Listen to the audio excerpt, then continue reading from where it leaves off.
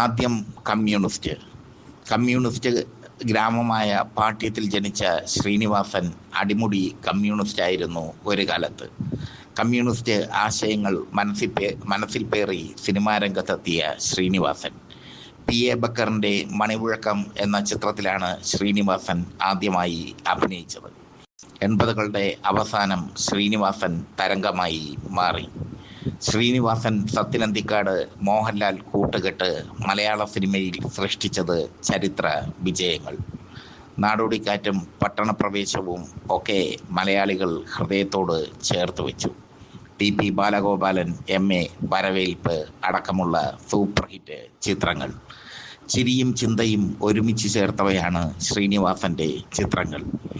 വെറുതെ പൊട്ടിച്ചിരിക്കാനുള്ള വകകൾ മാത്രമല്ല ശ്രീനിവാസൻ കരുതി വെച്ചത് സിനിമയിലൂടെ, മറിച്ച് ചിന്തിക്കാനുള്ള വഴികളും അദ്ദേഹം കരുതി വെച്ചു തൻ്റെ സിനിമയിൽ. സന്ദേശം എന്ന ചിത്രം ശ്രദ്ധേയമാണ്. സന്ദേശത്തിലൂടെ ആക്ഷേപഹാസ്യത്തിൻ്റെ അങ്ങേ തലത്തിലേക്ക് പോയി ശ്രീനിവാസൻ. സന്ദേശത്തിന് ശേഷമാണ് ശ്രീനിവാസനെ കമ്മ്യൂണിസ്റ്റുകാർ കുറ്റം പറഞ്ഞ് തുടങ്ങിയത്. പിന്നീട് അങ്ങോട്ട് കമ്മ്യൂണിസ്റ്റുകാരനായ ശ്രീനിവാസൻ കമ്മ്യൂണിസ്റ്റ് വിരുദ്ധനാകുന്ന കാഴ്ചയാണ് കണ്ടത്. അരാഷ്ട്രീയമാണ് തൻ്റെ രാഷ്ട്രീയം എന്ന് വിളിച്ചു പറയാൻ അദ്ദേഹത്തിന് ഒരു മടിയും ഇല്ലായിരുന്നു. അരാഷ്ട്രീയവാദിയായി ശ്രീനിവാസൻ മാറി. മാറിയ ശ്രീനിവാസൻ 2020 രാഷ്ട്രീയ പ്രസ്ഥാനത്തിൻ്റെ ഭാഗമാകുന്നതും കേരളം കണ്ടു. അപ്പോഴൊക്കെ കമ്മ്യൂണിസ്റ്റുകാർ, പ്രത്യേകിച്ച് CPM, ശ്രീനിവാസനെ ക്രൂരമായ വിചാരണയ്ക്ക് വിധേയമാക്കി. സോഷ്യൽ മീഡിയയിൽ ശ്രീനിവാസനെ അപമാനിച്ചു. അതൊന്നും അദ്ദേഹം കാര്യമാക്കിയില്ല. അദ്ദേഹം അദ്ദേഹത്തിൻ്റെതായ വഴി സ്വീകരിച്ചു. ആ വഴി രജനീകാന്ത് ഒരു സിനിമയിൽ പറയുന്നത് പോലെ തനി വഴിയായിരുന്നു. ശ്രീനിവാസൻ്റെ സഹപാഠിയായിരുന്നു സൂപ്രതാരം രജനീകാന്ത്. രജനീകാന്തുമായുള്ള ബന്ധമൊക്കെ ഹൃദ്യമാണ് ശ്രീനിവാസന്. ഹൃദ്യമായ ഓർമ്മകളാണ് ശ്രീനിവാസൻ്റെ മനസ്സിൽ രജനീകാന്തിനെ പറ്റിയുള്ളത്. മോഹൻലാലുമായി ഇണങ്ങിയും പിണങ്ങിയും സിനിമ ചെയ്തു ശ്രീനിവാസൻ. ഒരു കാലത്ത് മോഹൻലാലും ശ്രീനിവാസനും സത്യനന്ദിക്കാടും ഒരുമിച്ചാൽ, അല്ലെങ്കിൽ മോഹൻലാലും ശ്രീനിവാസനും പ്രിയദർശനും ഒരുമിച്ചാൽ സിനിമ സൂപ്പർ ഹിറ്റാകുമായിരുന്നു. അതിനുള്ള ചേരുവകൾ ആ സിനിമയിൽ ഉണ്ടായിരുന്നു. പിന്നീട് മോഹൻലാലുമായി ശ്രീനിവാസൻ അകലുന്നത് കണ്ടു.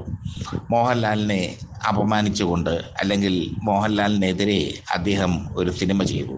പത്മശ്രീ ഭരത് ഡോക്ടർ സരോജ് കുമാർ എന്ന ചിത്രം.